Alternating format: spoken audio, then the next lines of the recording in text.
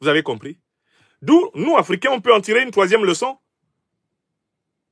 C'est que nous devons redoubler de cohérence. Nous devons redoubler de sérieux et de rigueur dans nos alliances.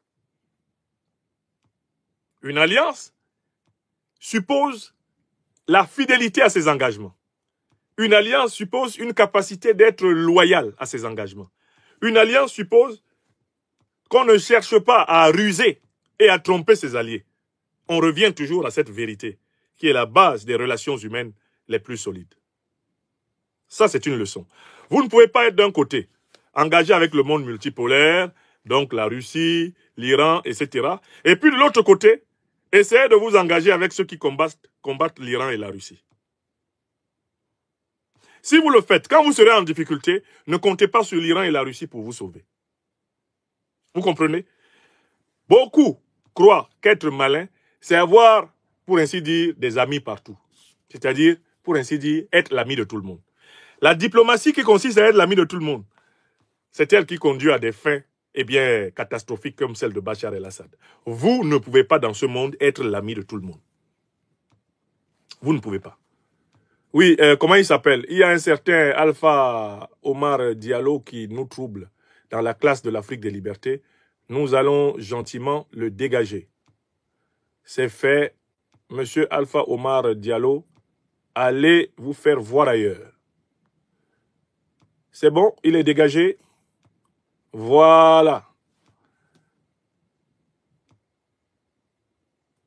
Alpha Omar Diallo bloqué. Qui d'autre trouble la classe de l'Afrique des libertés? Donnez-moi les noms. Les troubleurs, on les fout dehors. Dimanche, là, on n'a vraiment pas le temps. On n'a pas le temps de nous amuser avec les garnements. Le docteur des preuves est au travail. Donc, tous ceux qui ne veulent pas bénéficier d'une modeste lumière, qu'ils vaquent à leurs occupations. Sinon, bloquez tout. Bloquette. Sinon, menkiroué, je te coupe. Comme on dit en Bassa Bantou, menkiroué, je te coupe. C'est tout. Voilà. Donc, s'il y a quelqu'un qui trouble encore là, vous me précisez son nom. On l'envoie au diable ouvert. Bon. Donc, la troisième raison pour laquelle Bachar el-Assad tombe, c'est le cafouillage d'alliance. C'est la volonté de passer dans le dos de ses alliés principaux et de négocier avec les pires ennemis de ses alliés. Donc, en fait, il a tenté à certains moments de manger à tous les râteliers. Ça ne marche pas comme ça. Et c'est une leçon pour l'Afrique. C'est une leçon pour l'Afrique. Enfin, il y a une quatrième leçon extrêmement importante, la chute de Bachar el-Assad. Alors, cette chute est l'occasion pour les Africains de voir très clairement que Al-Qaïda et l'État islamique sont vraiment des organisations qui sont des supplétifs de l'OTAN. La crise syrienne est un tableau clair. L'OTAN s'est affichée ouvertement comme étant le soutien des terroristes. La totalité des États de l'OTAN a soutenu les terroristes qui ont envahi la Syrie.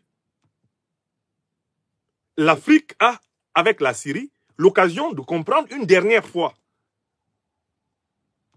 une bonne fois pour toutes, qu'elle n'est pas attaquée pour des raisons religieuses, par de soi-disant djihadistes, elle est attaquée par des mercenaires terroristes de l'OTAN. Regardez l'alignement de tous les grands médias occidentaux derrière les organisations terroristes qui ont renversé Bachar el-Assad. C'est un alignement éclatant. Tous les grands médias occidentaux ont ouvertement soutenu l'attaque terroriste contre la Syrie. Ce qui permet aux Africains de savoir qui est derrière les terroristes qui attaquent l'Afrique. Les terroristes qui attaquent l'Afrique sont des mercenaires otaniens. C'est la vérité. La Syrie nous l'enseigne. Et la Syrie est l'occasion pour les pays africains qui coopèrent avec un certain nombre de puissances du Moyen-Orient, soit alliés de l'OTAN, soit membres de l'OTAN. L'occasion pour les Africains de connaître ces puissances et de savoir qu'elles se caractérisent toutes par une duplicité profonde. Tous ceux qui marchent avec cette alliance de l'OTAN, ce sont des gens qui du jour au lendemain se retrouvent parmi vos ennemis. la Syrie est un tableau d'école pour les dirigeants africains. Je vois toujours les dirigeants africains qui se lèvent. Ils vont au Qatar, ils vont aux Émirats Arabes Unis, ils vont en Arabie Saoudite, ils vont au Bahreïn, ils vont dans toutes ces monarchies du Golfe et ils font de l'âge sourire. Personnellement, je me demande si ces dirigeants ne savent pas que ces pays sont les principaux cofinanciers des organisations terroristes. Quand tu te lèves chez nous en Afrique, tu t'en vas au Qatar. Est-ce que tu sais que le Qatar est l'une des puissances du Moyen-Orient qui a amplement contribué au saccage de la Libye, c'est-à-dire à la déstabilisation de l'Afrique? Je pose cette question. Nous sommes le dimanche 8 décembre. Et les Africains, nous devons poser cette question à nos dirigeants. Est-ce que vous ne savez pas que le Qatar a participé directement? L'armée qatari faisait partie de ceux qui ont bombardé et cassé la Libye. Est-ce que vous ne savez pas que la base arrière de l'organisation Al-Qaïda, sa base principale au Moyen-Orient, c'est le Qatar et dans la ville de Doha? Vous le savez ou pas? Je pose cette question à nos dirigeants africains. On doit poser la question des relations diplomatiques avec les pays du Moyen-Orient qui sont les principaux cofinanciers du terrorisme international. Pourquoi nos dirigeants n'ont-ils pas le courage de poser cette question? Moi, j'ai une réponse. Je sais pourquoi nos dirigeants n'ont pas le courage de poser cette question en Afrique. C'est à cause de la prédominance spirituelle de ce Moyen-Orient sur une bonne partie de notre continent. Écrivez ça. Écrivez, écrivez. Je suis le serviteur de l'Afrique des libertés. C'est la seule raison. C'est la seule raison pour laquelle les dirigeants africains ne posent pas au grand jour le problème du rôle du Moyen-Orient dans la déstabilisation de l'Afrique. Pourtant, après l'Occident politique, le Moyen-Orient est au cœur de tous les ravages que nous connaissons en Afrique. Il n'y a pas qu'Israël. Hein. Toutes ces monarchies-là, toutes ces monarchies pétrolières du Golfe sont liées aux groupes terroristes qui ensanglantent le continent africain. Et les dirigeants africains ont du mal à traiter d'égal à égal avec le Moyen-Orient parce que le Moyen-Orient a un ascendant spirituel sur une bonne partie de l'Afrique. C'est ça la raison. Donc sans la souveraineté, on ne parle pas souvent de cela, mais tant que l'Afrique n'a pas accédé à sa souveraineté spirituelle, elle ne sera pas entièrement libérée. C'est le docteur des preuves qui vous dit ça aujourd'hui. Regardez quelles sont les puissances qui sont derrière les terroristes en Syrie. Ce sont ces mêmes puissances-là avec lesquelles nous faisons gratuitement et naïvement ami en Afrique. Derrière les terroristes en Syrie, il y a la Turquie d'Erdogan. Erdogan, lui, il assume ça clairement. Alors, il a un problème, Erdogan. C'est que une partie des rebelles kurdes, hein, les indépendantistes kurdes, qui ensanglantent la Turquie, eh bien, sont en relation d'alliance avec les Kurdes syriens. En relation d'alliance avec les Kurdes irakiens. Parce qu'ils ont le projet de créer un État kurde qui va récupérer une partie de la Syrie, une partie de l'Irak et une partie de la Turquie. Donc, Bachar el-Assad, comment il s'appelle, Recep Tayyip Erdogan, n'a jamais hésité à financer des groupes terroristes pour fragiliser la Syrie, parce qu'il ne veut pas, justement, que la Syrie permette aux indépendantistes kurdes de réaliser leur projet d'État kurde au détriment de l'État turc. Ça, vous devez le savoir. Mais l'Arabie Saoudite, le Qatar, les Émirats Arabes Unis, le Bahreïn, toutes ces petites monarchies du Golfe, leur argent est dans les organisations terroristes. Le monde entier le sait. Leurs banques ont brassé et brassent l'argent du terrorisme, qu'elles blanchissent à volonté et à outrance. Le monde entier le sait. Les leaders des organisations terroristes vivent libres dans ces pays. Au Qatar, par exemple, ils sont logés dans des hôtels 5 étoiles et ils sont protégés par l'État qatari. Vous avez bien vu quand ils ont repris le pouvoir en Afghanistan, que c'est à Doha, au Qatar, qu'ils ont négocié avec les Américains. Al-Qaïda qui a repris le pouvoir en Afghanistan, là, les leaders étaient au Qatar. C'est au Qatar qu'ils se sont entendus avec les Américains sur les modalités du transfert du pouvoir.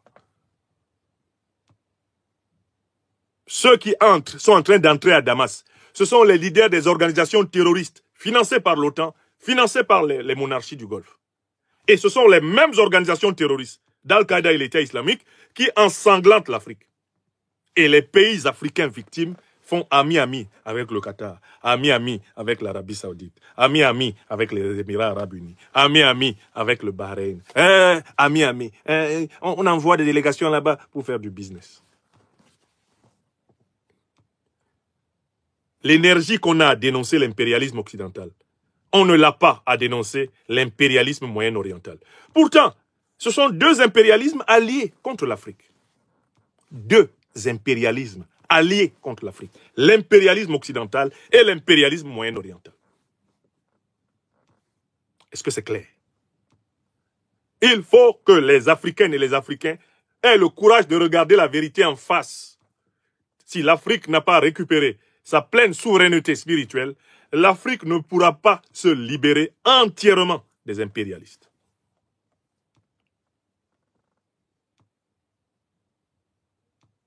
L'Afrique ne pourra pas entièrement se libérer des impérialistes si elle n'a pas récupéré sa souveraineté spirituelle. Nous, Africains, notre terre sainte, c'est l'Afrique. Tout Africain qui ne considère pas l'Afrique comme sa terre sainte, il n'est pas encore libéré. Oui, les Occidentaux ont leur terre sainte ici, à Rome, au Vatican. Hein? Les Moyen-Orientaux ont leur terre sainte à la Mecque. C'est chez eux là-bas. Les Chinois ont leur terre sainte chez eux. Et dans les temples tibétains. C'est chez eux là-bas. Les Japonais shintoïstes ont leur terre sainte au Japon. C'est chez eux là-bas. Nous les Africains, on n'a pas de terre sainte. À moins que nous soyons libérés spirituellement pour considérer toute l'Afrique, et notamment l'Afrique noire, comme la terre sainte des Africains. C'est notre terre sainte.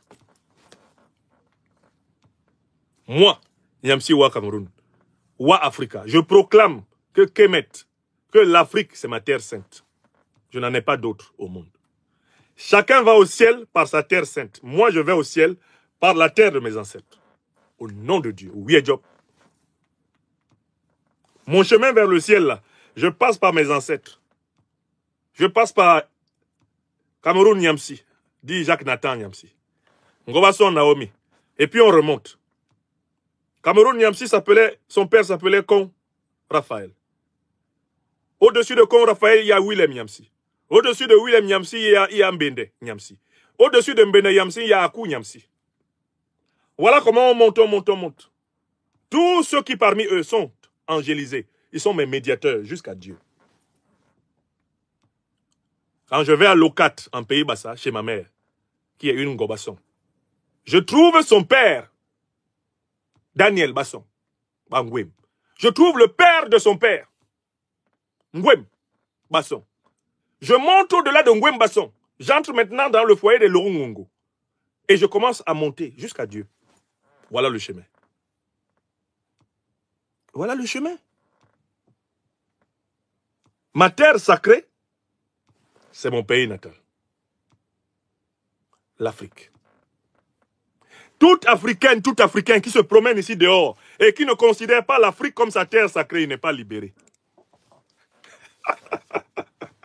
Écrivez ça. Tilana Yomi.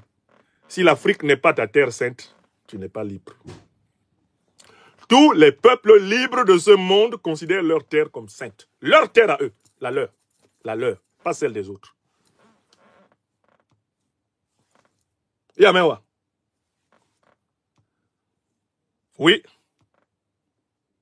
Quand je suis au Cameroun, je suis dans ma terre sainte. Quand je suis en Afrique en général, je suis dans ma terre sainte. C'est la terre de mes ancêtres. C'est là que la plupart des nombrils des miens sont enterrés.